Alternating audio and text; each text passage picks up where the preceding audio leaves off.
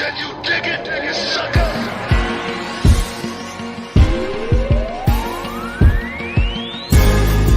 I did notice you were kind of goading Punk a little bit. You say that he's still got some left in the tank. And before it was a little bit of a question on here, but now you think he can go for another run. Well, I don't know if he can go. You know what, man? You told him you could still go. You said, I'm done. You can go. Well, you know what? Let's just say I'm pushing him to go. All right, I'm pushing him. What do you got in it? I have nothing. I have no horse in the race or anything like that. But CM Punk, man, he left the business. You know, I don't think the way he want to remember. You know, at the end of the day, I left the business that way. All right, and you know what? Be that as it may, people can say whatever they want to say about Punk.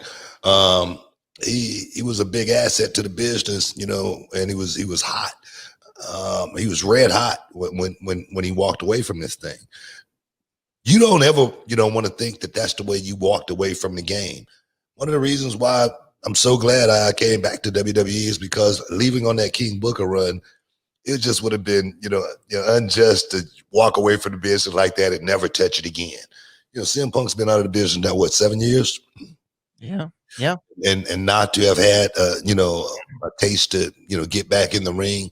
I'm gonna tell you right now that has not happened. Trust me, he's wanted to get back in the ring probably several times, just trying to figure out, man, how do I get back, especially after the way I walked away. You know what I mean? Right. How do I walk back in? And put everything behind and start anew. It's got to be hard. It's got to be, and the thing about it also, 7 years passed, man, a lot of the guys in the locker room aren't even in the locker room anymore. The only guy that's in the locker room that was when Punk was there probably is Roman. Yeah, Dolph, Kofi, Seth, Roman. Yeah, exactly. Yeah. So it's not that many guys. He's going to be an elder statesman, and there again, I remember being the youngest guy in the locker room, and then I remember being the oldest guy in the locker room. It's a certain kind of feeling, especially if you're not content with it, especially when you're not, at peace with where you are, especially with your age. For me, I was always pretty comfortable in my own skin. It never bothered me about, getting older.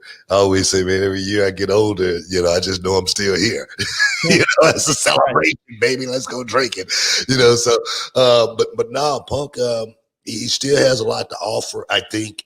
I think there again, to finish it and be able to, look at it one day and say, man, that was pretty good. Opposed to saying, man, I hate this, when you love it. It's one of those types. He wouldn't be doing backstage if he didn't still love the business. Right. He wouldn't want to talk about or think about any of those stories if he hated this. So that can't be it. And so at 40 years old, I know I was at my best. I could go out and I could work with anybody when I was 40. I was in my prime shape. I could work 45 minutes to an hour with no problem when I was 40. Now, Punk, on the other hand, I'm not saying he's as athletically inclined as I am. That's another story. But he's 40, and it's still a chance for him there. The Punk stuff is weird, right? Because I'm only going to speak as a fan. As a fan, I liked to see CM Punk when he was wrestling. Like, he was a charismatic personality. When he left the way he did, and I heard some of the things he said at the time, I was like, screw this guy. I don't even want you to come back. I don't even want you to come back to wrestling. And then time passes again. You see some old matches. You're like, man, it'd be really cool if CM Punk came back to wrestling. Then he does backstage, and you're like, as a fan, you're like, there's a chance. So you're telling me there's a chance. And I think that the community right now, I think we want CM Punk, at least for one match, one WrestleMania, do one Mania, do one Rumble, do SummerSlam, do something. Hey, do this upcoming SummerSlam. I'm sure this would be one to remember. Hey, man. Just do one more. That's all I want. Just one. Like I say, I really think, I think Punk has something left.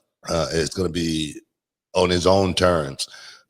Just like when we came on the air last night, it was before it's before we actually came on the air, and Punk, he see my setup here in the back, and he goes, and he was like in the kitchen or in his gym or something that had no background to it. He goes, Book.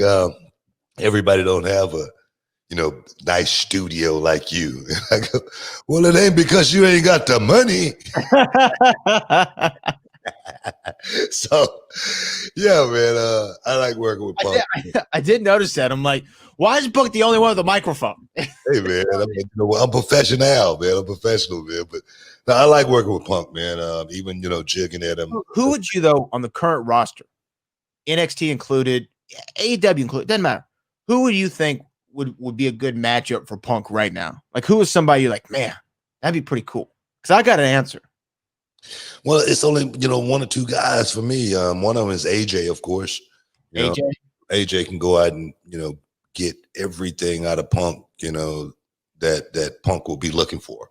Another guy on the card probably would be, oh man. My answer would be Adam Cole. Adam Cole would be a good matchup for him just because Cole's not as big. He's a guy that can go out there and, match up well with Punk as well. Yeah. I don't know. Adam Cole, he's definitely a good choice, but the guy for me who is the worker, that's AJ Styles. And I pick AJ because AJ is one of those guys to where he's at a level in the business where he knows everything about it. And that's very important when a guy coming back, trying to get back into it, because things has changed a whole lot. And AJ can say, hey, bro, let me make you look good here tonight. Hey, guys, stick around. We'll be back in a minute.